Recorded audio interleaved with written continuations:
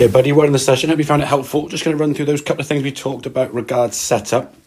I think part of the reason why you said you strike your irons really well, and sometimes the driver gets a little bit kind of slicey, pushy, cutty, ball kind of going to the right, or the big old high sky up your left nostril, which is basically you reacting to a ball going right. If we look at these two setups here, the one on the left hand side with your irons really, really good.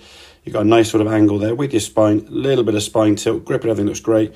Ball position lovely. As you go back on the takeaway now, really work on that takeaway we talked about in the past. Good rotation with the body.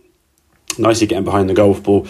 And as you move into impact here, now you can see your head going just behind the golf ball. At impact now, your hands are kind of by your left thigh. So the angle now is quite steep relative to what we'd want with a driver.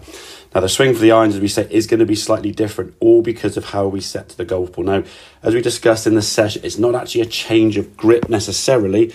It's more a changing of your spine angle relative to the club, which gives you the impression your grip looks a bit stronger. If we look at the two hands on here now, you didn't really feel like you changed your grip that much. But in terms of where your hands are on the club, they are slightly different. But if we actually look at your arm position relative to the golf club, your arms are more behind the golf ball here, as opposed to with the irons, they're more on top. So you've basically taken sort of the centre of your chest and moved it back a little bit, which in turn kind of turns your hands to a slightly more underneath kind of feeling. Now, because of that, as you come back to the golf ball with the driver, as we've mentioned in a few sessions before, we want to stay behind the golf ball. So your head now here, a lot further behind the golf ball than you would see with an iron.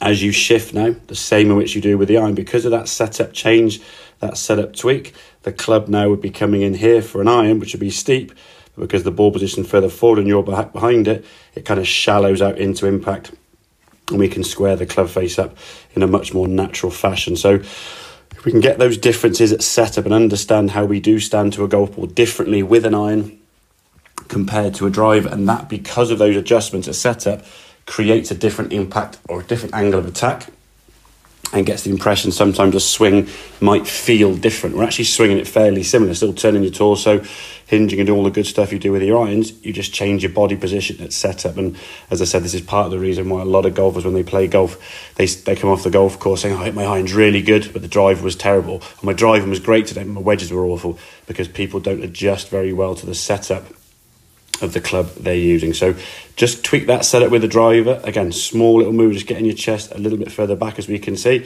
Previously you were probably about here, so you just tipped it maybe a few inches to the right and just readjusted your hands on the club accordingly, and then just swung it as good as you swung it. As we saw, I think 299 was the limit we had there, so nearly pushing the 300 barrier, buddy. So work on those setups, get practicing so it becomes more natural, less having to think about it. I'm sure you'll find that drive will be going a lot further and a lot straighter. So any questions, buddy, give me a shout and I will see you soon. JJ.